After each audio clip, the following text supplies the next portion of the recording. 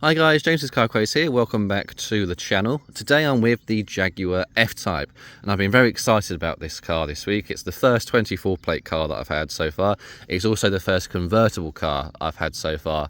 Jaguar do a coupe version of this car, but I don't actually fit in the coupe because I am 6'5". I do fit in the convertible on the other hand because when the roof is up, because it's a thinner fabric roof, you get a little bit more headroom. So thank you for Jaguar UK for the loan of this car as well, and also for loaning me a convertible, which I do fit. We're going to go through the usual stuff today, guys. We'll go around the quick exterior tour of the vehicle, and then we'll jump right in and we'll go through all the infotainment systems, all the screens, all the driver features. And because this has also got the V8 engine coupled with that awesome quad exhaust, we'll give you a couple of revs as well, because I've been playing around with it and it is an amazing sound. A bit of a bittersweet video. This is, as we said, a Jaguar F-Type.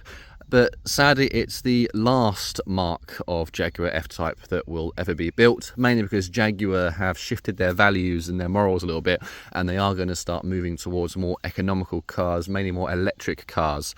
So this is pretty much a last hurrah of what's been a fantastic Jaguar model, and it's also the last of what will probably be the big Jaguar V8 engines, again because Jaguar wants to start moving to more sustainable methods of propulsion, mainly electric cars. This particular car I have on test today is the 75 Special Edition. It's not the R, so there's no R badging on here. It is just the standard 75 edition, but you do still get that all-important V8 engine. More on the 75 in just a sec. Starting off then, we'll do my usual zoom into the headlights. Very nice sleek headlights there. It is the upgraded LED matrix lights. Again, for those people who don't know what matrix technology is, this car means that it can have, when the conditions are met, can have its full beams on with oncoming traffic without dazzling that oncoming traffic. And that is done by this little camera in here, which monitors the road ahead. It knows where the oncoming cars are and where the headlights are. When the car detects oncoming headlights, it doesn't turn the high beams off, but it blanks out part of the beam where that oncoming car is. So it means that the high beams you can still keep on, and the high beams go around the car, not into the driver's face, which is a very good piece of technology. It maximizes visibility. Personally, I think all new cars should have this technology as standard. Just moving back a little bit, really nice profile, very sexy looking car. Out of all the cars I've had so far, apart from the Porsche I've had, this is one that I really want. Moving just down here, so you've got some F-Type badging down there. Again, this is not the R, so you don't get an R logo in there. It's just a blank grille, but that does actually still look very good. You've got a black Jaguar badge, which looks very good. Move around, bonnet, you've got some vents for your V8 engine. This is a 5-litre V8, so it is very thirsty. Moving down here, you've got your 20-inch wheels as standard and some nice red brake calipers on there. Just moving forward a little bit, some nice Jaguar aluminium bit there with the Jaguar badge. Moving down, this is where I talk more a little bit about the 75 Special Edition. On the 75 Special Editions, you do get some subtle badges which look a little bit like this. Apologies for how dirty the car is. It has been raining non-stop. That little badge there, it's a silhouette of the F-Type. And the 75 means 75 years of Jaguar sports cars, basically. That is effective as of 2023, when obviously this car, this particular Special Edition, came out. There's some more of these little badges dotted around the car, also in the interior, so we'll get around that when we find them. I'm just going to move back a little bit, just because, especially with the roof down, that profile of the car looks absolutely fantastic. Today's been the first really nice day that I've been able to actually have the roof down to be able to show you that profile. Moving back in, you get the Jaguar pop-out door handles with Jaguar on there. Rear wheels, obviously you've still got your red brake calipers on there. In the back here, this is where all your roof is stored. When you put the roof up, these little flaps come up and obviously the roof is electronic and it goes up like that. On the convertible you get a little bit less boot space, just to show you actually, because this has probably got the smallest boot that I've had so far. There we go. It's, you know, it's not a car you do the weekly shopping if you've got a family of 5, but it will do for what you want it to do, which is all that matters. Nice Jaguar badging on here. This particular panel here is the spoiler, which you can force to pop up at any time. If not, it will pop up at, I believe it's 55 miles an hour. I could be wrong, message in the comments if I am. And then obviously you've got not 1, not 2, not 3, but 4 exhaust pipes, which are very loud, and I've had a lot of fun with this. At some point in the video we will do a couple of revs. We'll put it in dynamic mode, we'll turn the loud exhausts on, and then we'll give you a couple of revs. Just back a bit, I'm gonna go down a little bit there. Look at that nice profile on there. Moving around, fuel filler cap on the driver's side, and again I'm just gonna walk back a little bit just so you can have another look at that profile of the car. There we go, moving around again. There we go, guys, so that is the exterior of the car. We're going to go right in now and begin with the interior. Alright guys, so we are now in the interior of the car. I have put the roof up, just make it a little bit darker so the reflections aren't shining on all the screens. Hopefully you guys will be able to see all that properly. This is the interior of the car. Obviously this is a 2-seater car. It's a very nice interior, I really like it. Going to start off with the digital driver's cluster and the steering wheel. So first I'm just going to turn the ignition on, and that's done by the little start-stop button down there. So just press that once without your foot on the brake, because otherwise the engine will start, and then your screens light up as so. If we zoom in a little bit there, that is your default screen. This cluster is fully customizable. We'll get on that in just a moment. On the left, you have your driver message information. At the moment, it's telling me to put my foot on the brake when we do actually start the engine. We won't do that just yet, so I'll press OK to clear. On the left, I have my trip information. I've set the particular left screen for that information. At the moment, it's telling me that I've done 21.7 miles to the gallon on what is what I have been doing, quite sort of average speeds through M roads and A roads. 21.7 miles a gallon is actually pretty good for a supercharged V8. Obviously that all depends on your what you've got on and off in the car, and it depends on the conditions outside as well, and it also depends how heavy footed you are. In the middle you have your rev counter and your digital speed in the middle. You can set it to have 2 dials, but default in this car it is just the 1 dial. And then on the right you've got your sat nav screen on there. We'll just zoom in a little bit more. On the very left you've got the little P, which means your parking brake is on. It's electronic in this car. The little where it says auto at the bottom there, that means that the automatic headlights are on, so when the conditions are met the headlights will automatically turn on. Obviously when it's bright they'll turn off, but the daytime running lights will stay on. At the bottom there, that's your mileage of the car. This is a 24 plate car, so it's only done just over 1,500 miles. At the top you've got your time, and then that little seatbelt sign there just means that I'm sitting in the car without my seatbelt on. When you do put your seatbelt on, that will disappear. As we've taught, this is your rev counter and your speedometer. Speed in the middle. The little P at the top means that we're in park mode, but when you go into reverse drive or sport manual mode, that will all change. It will tell you what gear you're in if you're using manual mode on the paddles or the sequential shift on the center console. The little 60 there, so that is all part of the traffic sign recognition. That uses the camera. It also can use the GPS technology to know what the speed limit is in that particular area.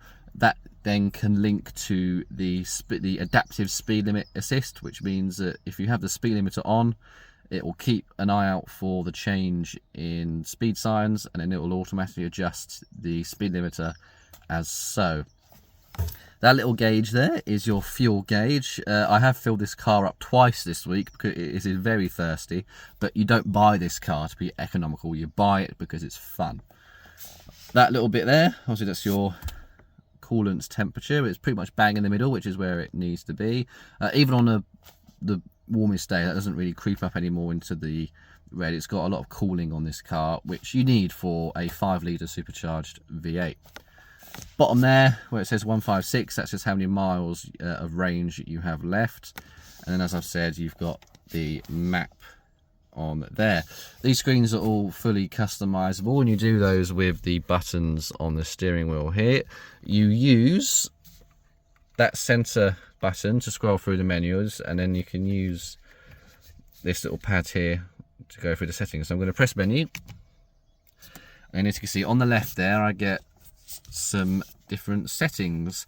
We're going to start off on display settings, so we're going to scroll down to left info panel. So basically what I want displayed on this section of the driver's display. At the moment I've got it set to trip summary, but I could have it on driver assistance, and then when I do go back, when we turn the car on in a minute, you'll see that screen shows the driving assistance, which will be in this particular case will be the state of the lane keeping assist.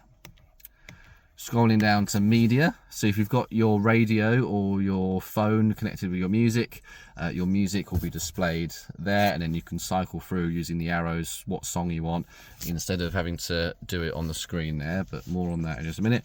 Or if you want, you could just have that part of the screen completely off if you want a more minimalist approach. Personally, Jaguar's gone to the effort to give you a 10 point something inch screen, I think it is, in the middle, so you might as well make use of the whole screen. So I'm going to put it back to trip summary because I quite like that. Then we'll go back. Right info panel, so we'll click that. At the moment I've got it set on map because I quite like the map being in front of the driver rather to the side of the driver. Again, same thing, you can either have it as your trip, your media, or you can have that panel off completely. But again, I'm going to have it on map. Layout, so this is the generic layout, and here's when I mentioned about the 2 dials. So as default you get the 1 dial.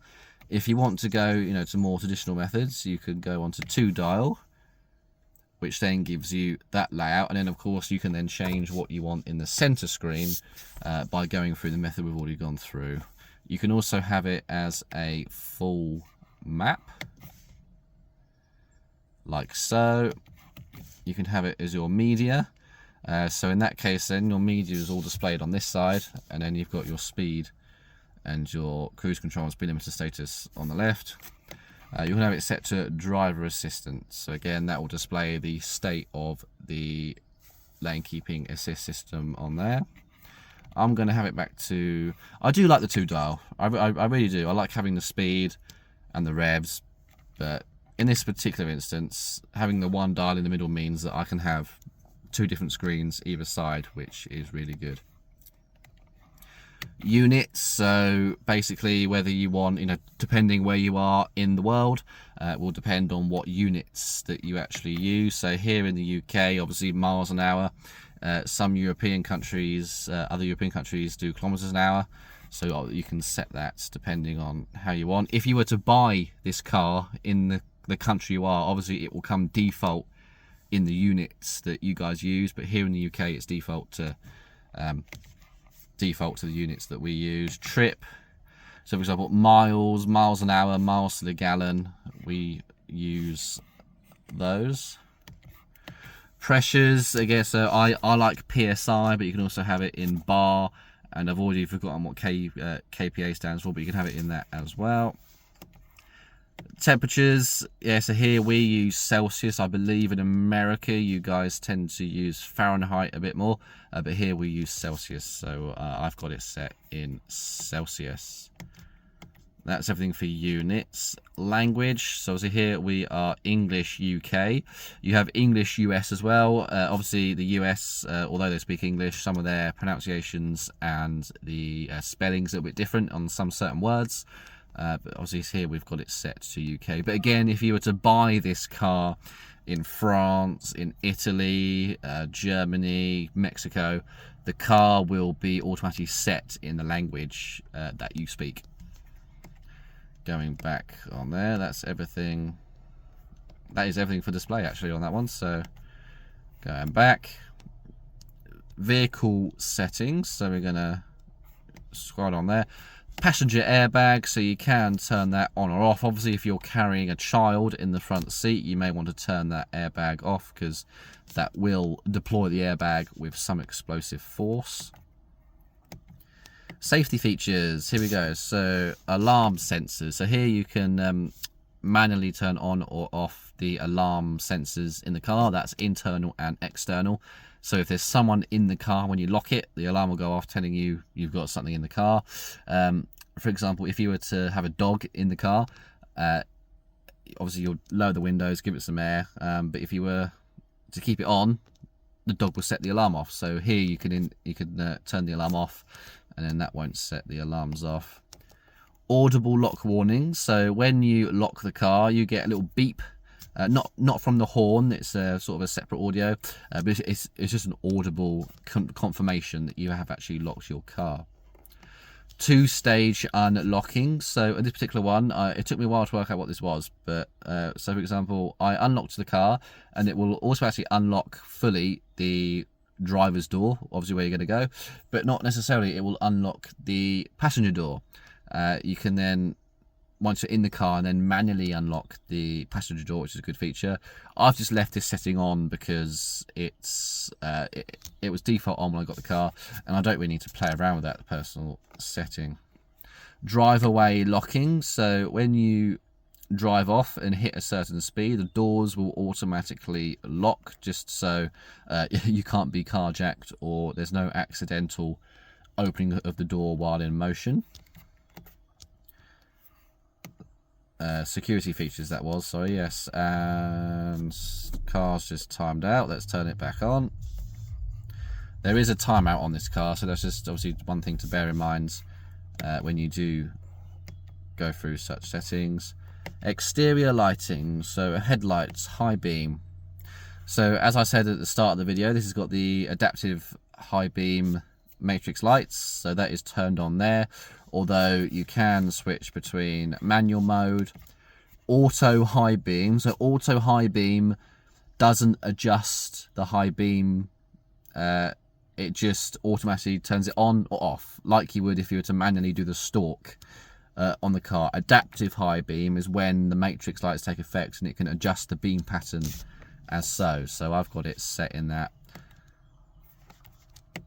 Headlights, driving side, so here you just set what side of the road you drive on, and then that can adjust the headlights in such a way that, for example, we here in the UK, we drive on the left side of the road, so it means that the driver's headlight isn't set too high, that then it will blind oncoming drivers coming on the right. Obviously, if you drive in a European country or in America, for example, and you drive on the other side of the road, you'd select that on the right so that the passenger headlight isn't too high to blind oncoming drivers.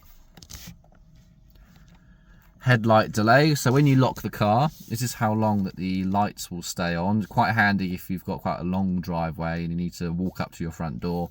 Lighting's not great, the car will give you some light so you can actually see what you're doing. Direction indicator, there we go. So this is the front and rear indicators. You may have seen on some cars you get that sweeping effect rather than just on and off flashing. This car has that front and rear, so it's on animated at the moment, which looks a lot better, especially on a higher caliber car as well. That's everything for exterior lighting. Convenience features, reverse dip mirror. When you put the car in reverse, the mirrors will dip down a bit, which means that you can see a bit further down than what you could if the mirrors were in their standard position. Very handy if you need to see where you are in the lines. It just means that, you know, if you're not going to run over anything with the rear wheels. Windows global open and close, so that's to do with the you can use the key fob. If you hold down unlock, windows go down. If you hold down lock, windows go up. Wiper settings, so auto wipe. This car has automatic windscreen wipers. When it detects rain on the front windscreen, that will turn on the wipers. I've kept that on because it's a good feature. gear shift paddles. So obviously this is a semi-automatic, so you can have it in normal automatic, or you can control the car using the paddles on the steering wheel, which is up and down. You can actually select in what drive mode they're active. At the moment they're active in sport and drive. You can't have it in sport only. I like to have it in drive mode as well, because if you're obviously it's an automatic gearbox, so it will do kick down automatically, but this is a slower process than if you were to do it manually. So for example, I was driving along an A road the other day, needed to accelerate. I thought, well, I'll put it into I'll just manually kick down, just press the downshift, and then that will kick down the gear so you can accelerate. Going back, that's everything for convenience features and the vehicle settings on there. Vehicle information. So here, show warnings will show you what warnings you've got on the car. For example, if your tyre pressures are a bit low, it will say tyre pressures low. If there's any fault with the car, it will tell you what that fault is, which is very handy. Tyre information. So here you input. Here we go. So this just tells you what the tyre pressure should be when the car is cold. Obviously, as the tyres heat up, the air inside it grows, so that's just handy to know the cold temperatures before you set off. Tyre pressures. So this is the live tyre pressure. The numbers in the brackets are what they should be, and the number atop is what they are now. So we're pretty much in the ballpark of what they should be, which is very good. Next, service. So here it tells you at 5,000 miles, it says you should have an oil change. Being a 5-litre V8, I can imagine this takes a lot of oil, but luckily I don't actually own this car, so I don't need to have the burden of oiling this car. Oil level. Here we go. So what is it on there? I presume... oh dear. Overfilled, refer to handbook. Okay, I'll pretend that didn't happen and we'll go right back. That's obviously, you know, Jaguar will have a fleet of mechanics, or I should say a team of mechanics who will look after the loan cars.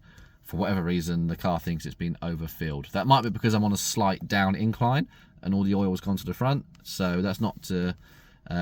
just want to stress, that's not to badmouth Jaguar at all. It could just be, again, because I'm on a slight decline on a hill. Last alarm. Here we go. Yeah, so this will tell you. So when the alarm goes off, the car will actually tell you why that alarm went off. And here it says smart key panic alarm activated. I don't know how that works, but I won't try and guess what it does.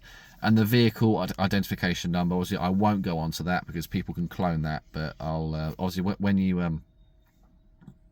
you click that, it will show you the vehicle identification number. Handy if you want to connect the car to the Jaguar app, which you can then remotely look at certain features of the car. It tells you what your tyre temperatures are, pressures, fuel level, oil level, etc, etc. That's everything on vehicle information.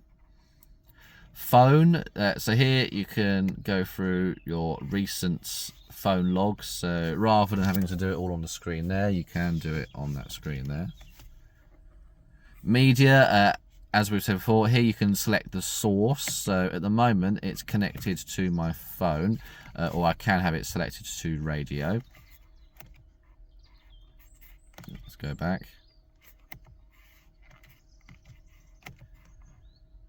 Driver assistance. So here we go. Collision advanced. So so AEB stands for active emergency braking. So if the car thinks you're not going to stop or react in time, it will automatically emergency brake for you. When it does, the hazard lights will automatically go on to warn drivers behind that you are stopping very suddenly. Blind spot assist, so you might be able to just see it on the mirror there. I've got a little orange light on there, so the car is monitoring my blind spot for me. If that orange light is on, it means there's something in my blind spot and I mustn't change lane or move out anywhere At the moment it's on alert only. You can have it with steering assist, so if it thinks you're going to swerve out of a lane with a car in a blind spot, it will give you some steering assist to put you back in that lane. I've got it in alert only, although it's probably a good idea to also have it in steering assist. Probably one of the disadvantages of steering assist, though, it might not always be safe for the car to automatically decide when to steer itself back, so just keep that in mind. Cross traffic monitor, so in reverse, obviously the back of the car will stick out a bit. When you're reversing out of space, it'll keep an eye out left and right, what traffic's coming towards you, and it will alarm you if the car detects movement, whether that's a pedestrian or whether that's a vehicle, and then just means that you know that there's someone there that you can't see, and to stop and not to run them over. Steering assistant, so lane keep assist. So when the lane keep is active, there's a little button down, I'll show you where that is in a moment. That will give you a little bit of steering assistance to keep within your lanes. That will only work if the lanes are actually painted very well. If the lines are very faint or inconsistent, then the system won't work, so just also bear that in mind. Lane keep assist settings, so when it thinks that you're going to go outside of a lane, here it's set to steering assist, although you can have it set to steering vibrate, which means it won't steer you back into a lane, it will just vibrate the steering wheel to alert you that we are going out of the lane. Speed limit awareness, so this is all to do with your traffic sign recognition. So as we see there at the top, traffic sign recognition is on, which means the last speed limit sign that I passed was 60 miles an hour. Adaptive speed limiters, that's what I briefly mentioned at the start of this particular section. So the camera, which I showed you at the start of the video, will monitor those signs and the car will turn itself off again. Let's turn that back on. It's got to go back down to it again. The speed limit awareness, there we go.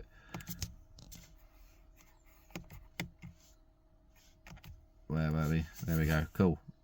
Yeah, adaptive speed limiter. So you can put the speed limiter on, and then it will keep an eye out on those change in speed signs. So, for example, if the speed limit was to go from 60 to 40, then to 30, the speed limiter will automatically adjust the limiter as so, and then it means that you won't then go beyond that speed limit, and you won't get done for speeding. TSR speed alert, so this will give you an audible warning if the car is going above the speed limit. You can either have it off, you can have it so it's very strictly at the limit, so if you were to even creep past, for example, 60 miles an hour, the car will shout at you and saying, slow down, you're speeding. In this particular case, whether this is default or not, I just found it in limit plus 5 miles an hour. I'm going to leave it in that. So, for example, in this case, the speed limit audible warning won't let me know that I'm speeding until I'm doing at least 65 miles an hour. There we go. That is that one there. Driver condition monitor. So you can't really make them out, but there's two little circles there, and there's two little circles there. That is the driver awareness system. So that will monitor me when I'm driving. And if the system thinks that I'm looking drowsy, or if it monitors any signs that I'm not really paying attention, it will alert me and give me any recommendations to stop for a break, which is very good. That's driver assistance. So trip computer, so you've got a number of different trip computers there, but trip A gives you pretty much all the information you need to know anyway. Content, you can actually select what you want the trip computer to display. In this case, I've just got on absolutely everything, because that's quite handy information that you need to know. And then that brings you back to display. So that's the settings on there, guys. Quickly down to the steering wheel now. So if we move out, on the left here, that's all your controls for your screen there. It's also your volume up, volume down, and you can skip your tracks or radio stations using there. Your menu button also acts as the OK button, so if you were to have a message that comes up on there, just press OK and that will clear that message. That little button there, you can hands-free answer and decline your calls. This little button here is your Jaguar speech assist. I haven't tried it yet. I should do before I give the car back. And mode here, mode is just basically a quick button to switch between either radio or your audio on your phone. On the right here at the top, you've got your steering wheel heater, which is activated by that little button there. A limiter, so you press that limiter. At the moment, you can see if I zoom in. So you've got lim, obviously, which is a limiter, and a little A next to it. That means that the automatic adaptive speed limiter will be active when I select the button on the steering wheel. And to do that, I'll just press the little set plus button, and then that will light up orange, which tells me that is active. Cancel will obviously cancel the state of the limiter or the cruise control. There isn't a separate cruise control button. To activate the cruise control, just accelerate to the speed that you want to go, and then just press the set plus button, and then that will set the car to the speed that you're going, and then you can use the plus or the minus buttons there to then adjust that cruise control. It's not an adaptive, it's not adaptive cruise control, so it won't automatically slow you down or speed you up. But you do have to do that manually. But cruise control is cruise control nonetheless, and it does take some of the stress out of long distance driving. Jaguar logo in the middle there. Because this is not the R model, you don't get any R badging down there like before, but that's fine. It's still a really nice steering wheel. It's not too thick. The ergonomics are very good. I'm quite comfortable handling that steering wheel. As we said, we've got your downshift pedal there, your upshift pedal there, and then your stalks, left and right. So here, this stalk is the indicator. It's also the stalk for the lighting controls. So unlike other cars, when the lighting controls are down by your right knee, they are up here. At the moment, the car is in automatic headlight mode. What you do, you will select auto, and then release the twister control there. Obviously, when you twist it, it doesn't stay in that position. It's sort of like the things that you used to have on old ships, where you'd move the little lever around to say full astern or max power. I can't remember what it's called, but it's similar to that. If I wanted just to turn the side lights on, I'd move the lever to where it says side lights and then release it. But I'm going to put it back into automatic mode, which then means that my automatic high beams will work as well. Trip computer, so press that button there and that will cycle you through the trip computer on the bottom right there. I'm going to have it back in miles. There it is. And then obviously left and right indicator and your flasher on there. And then on the right, this is your wiper controls. Again, this has the automatic wiping. Let's just try and get that to focus. So automatic wiping is just above that circle, and then above that you can manually change the speed of the wipers, and then on the end there you've got your front windscreen wash on there. That's everything with the screen there and the steering wheel. We're now going to move on to the center part here. Right guys, so this is the infotainment screen that greets you. Apologies if you can hear a little bit of engine noise in the background. I've just had to start the car because the screen keeps timing itself off, which is obviously distracting for the video. So apologies if you can hear that, but hopefully you can hear my voice over any engine noise. So this is a screen that greets you when you get into the car. You've got your three main options on the home screen. On the left you've got your navigation. You just press it as so, and then you can input your destinations on there. Media, at the moment we are connected to my phone's audio. If you want to go to the radio, you can either do it by the methods I've shown you here, or you can do it just by pressing source up here and selecting radio. If you've got more than one device connected, for example if you've got a passenger and their phone's connected as well and they want to listen to their audio, you just do change device, you'd select the other device, and then that device will be the key input or output where you can play that phone's audio and answer or decline that phone's calls. Going back, obviously phone on there does what it says on the tin. Press that and you can scroll through your contacts and your recents to call people, and then you can speak hands-free on there. At the bottom you've got some options on here. Starting on the left, you've got this camera symbol here. Press that, it activates the rear camera.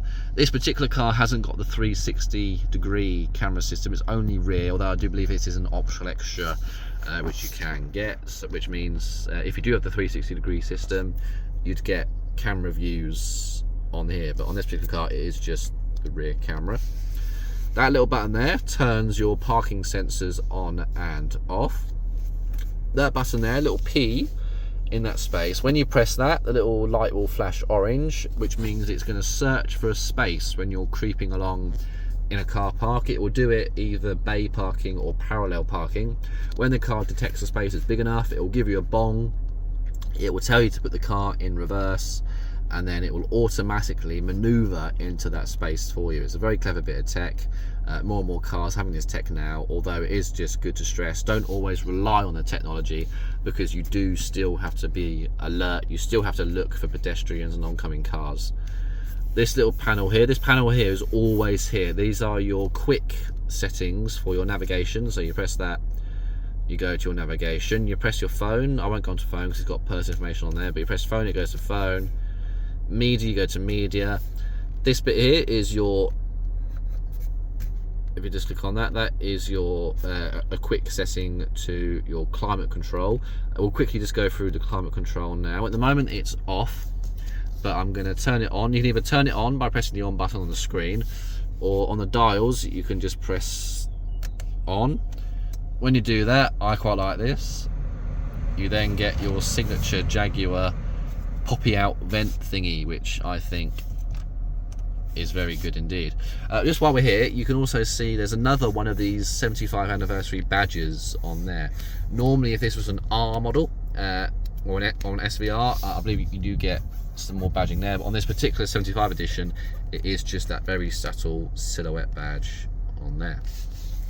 To adjust your climate control settings, you've got a few settings on the screen. On the screen you can set it to sync.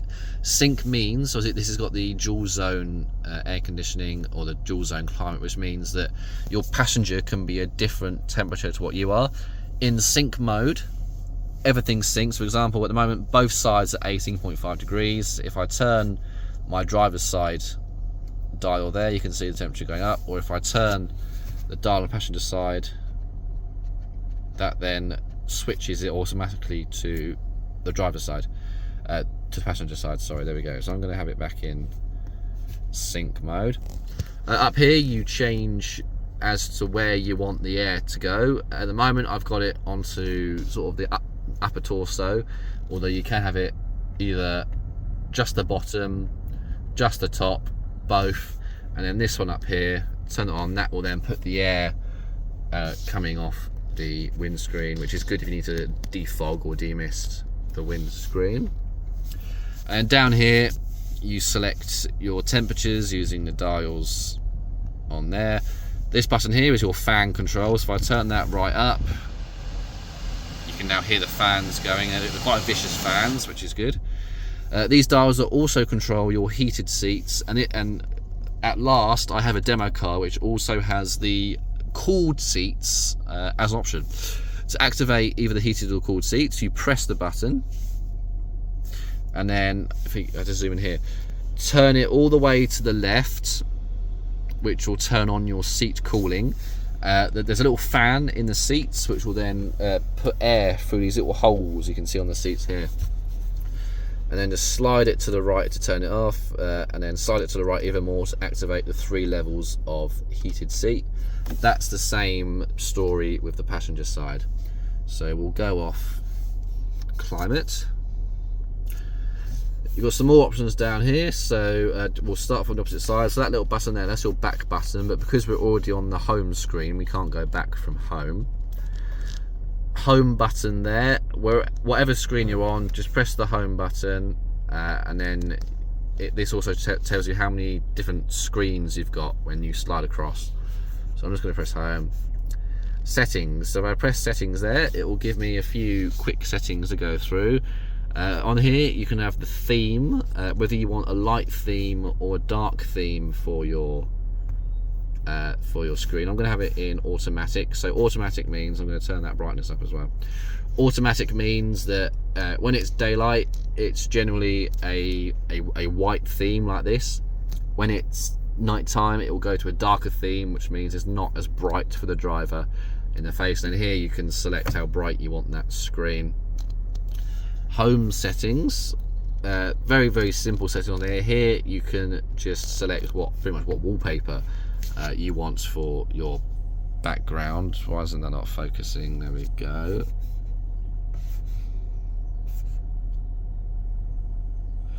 All settings, so we click on all settings. Here these are more just generic settings. So for example, general, time and date, display, that's just another option there to select your light and dark themes. Screensaver, you can have the screensaver on or off. At the moment it's just on, in terms of, you know, I can have it on or off. Let's go back. Master pin, so you can have a pin for the car so no unauthorized hands can fiddle with it. And then you've got your legal information on there, which is a little pack of information which I'm not sure too many people read because it's so long, but it's there if you do. Features, so navigation, you've got different settings for navigation. So for example, you could do things like avoid toll roads, things like that.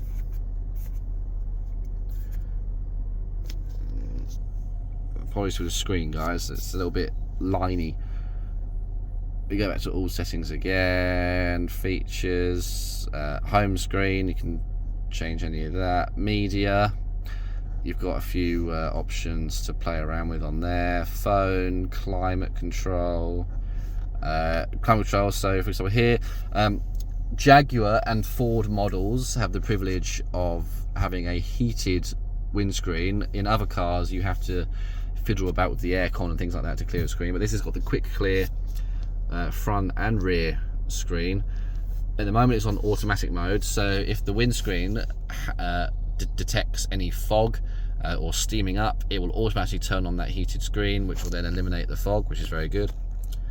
Automatic airflow, so here once the climate control is in automatic mode down there, that will you can select whether you want it sort of very soft, very quiet, balanced, or if you want, you know, the full-on blast from there, which is very good. Just realised on the climate controls, actually I've got to show you a few buttons down here. So auto mode down here, that little toggle there, put that into auto mode, it will automatically maintain the perfect temperature that you set inside the car. Air conditioning, that's what it says on the tin. That button there is the air recirculation. That button there is your max screen defog or demist, and then you've got your front and rear windscreen heated buttons on there. So all the climate controls are there. Back to that screen, let's go back. Auto air vents, so this is to do with that automatic opening on there. You can have it so it's always open, or you can have it where it pops up and down whether you've got the aircon on or not. I like it in automatic mode because it's quite nice to show your friends. You go, look, watch this, and then that pops up, which is very nice. I do like that feature. Going back, and when you click back, it goes back. All settings, I believe. Languages and keyboards, so that's again just to select your language and what sort of keyboard layout you want. Connectivity, you can, that's to do with the car's hotspot settings, which you can link your phone to the car, which then the car becomes a hotspot for your passenger, and it's all about your Bluetooth systems on there. And then the software update, this has got over-the-air software update, so you press software update. If an update is available, the car will tell you, and then you can update the car from the comfort of your home. I believe that was everything on that particular. That's everything on that particular page. So we will go back onto the settings, all settings. Yes, so we've done settings on that particular screen anyway. Audio settings. So here's all your bass, your treble, and your subwoofer. The subwoofer is very powerful on this car, and I found that if you have it too high, although you get a hell of a lot of bass, it can actually jeopardize the sound quality. So I don't have it too high because it's just too bass otherwise. But obviously everybody's ears are different, everybody's tastes are different, and you can customize that exactly how you want. On the right there, you can select exactly where you want, you know, the concentration of sound, but I don't know why you'd want it anywhere but balanced right in the middle. And let's go back there. So that's all the settings in terms of that. So we'll go into the home screen. We'll now swipe across, which brings you to this screen. Here again, you've got another shortcut to climate control, which we've already done. Cameras, I won't go on because we've already done cameras. This car has Apple CarPlay and Android Auto. However, they're not wireless. You do have to connect your phone via a cable, and you do that by opening this little storage thing here. Forgive the glass and stuff. These little two things here, you plug the USB cable in there, and then you will get Apple CarPlay and Android Auto. Valet mode, if I click on that, so here you can input the PIN, which means the car will only allow the valet driver to only do certain things with it, which is very good. You know, if you don't want anyone to fiddle with all your settings. Live, so that's things like, so once the car's connected to a hotspot, it will give you live news information, which is also very good. Contacts, we've gone through that. When you they'll go through your contacts on your phone, so you can use your phone. Bluetooth settings, so you press the Bluetooth, you turn your Bluetooth on your phone, search, it will come up as Jaguar F-Type. Click on Jaguar F-Type and that will connect to your phone, excuse me. Dynamic, so at the moment this would only be available in dynamic mode. So to go into dynamic mode, we're going to use the little toggle switch down here and go into dynamic mode. And the exhaust note changes a bit there as well, which is quite nice. So here you can fiddle with all the setup options. So you've got a setup there. You can change what parts of the car you want. Oh, sorry, forgive me. What parts of the car you want the most sporty. Factory setup, that is put it in dynamic mode, and everything you have is in dynamic mode, although you can manually then select. So for example, I want the engine in comfort mode, but I want the dynamic suspension, which means I think, although it's a more sporty setup, it's actually a more comfortable setup, because this has got air suspension, obviously combined with traditional springs as well, and I can't really explain it, but I personally think it's a better ride with the suspension in dynamic mode. But obviously factory setup is what it would be when you select the mode. Here you've got a lap timer for your laps, if you were to do a lap. That's your G-force reading, and here is your throttle and brake position. So if I press the brake, you can see that. If I press the throttle, there we go, you can see that. If I go on to graph, this gives you a braking graph and a throttle graph, which is very good. But I'm going to go back to pedals. That's your R dynamic screen. I'm going to put it back into normal mode because the exhaust is very loud if I put it in dynamic mode. And then the last screen here, you've got ambient lighting. Ambient lighting is very, very simple. It's not, it's not hugely flash, but it's enough to make the interior just sort of really nicer place to be at night. You've only got a choice of 1, 2, 3, 4, 5 colours. You've got sort of a electric-y blue, a lighter blue, you have white, orange or red. I quite like orange. Ambient lighting, you can't see it today because even on the maximum brightness it's very dim during daylight, but you get ambient lighting sort of down here, in there and in the footwell, which is very good. That's all the settings, guys, on this screen. So we're just going to go through some more things now down here. As I said, it's these type of caliber cars. Obviously this is an F-Type, it's a sports car, and they know that people with a sports car, they like the settings that you can customize the dynamics of the car, but they don't give you lots of toys that you don't really need for a sports car. For someone that loves tech, I'm actually all right with that. You don't drive these sort of cars because you know, they can remote park without you being in the vehicle. You know, it's what you need for a sport experience, and I'm fine with that. I like that. So down here, we've already gone through the climate control settings. Obviously, this little button here are your hazard lights. So you press that, the hazard lights are activated. This little bit here, take that out. That's one of your 12-volt sockets. So if you've got a dash cam, you can plug that in on there if it's not a USB one. Engine stop start, we've already been through that.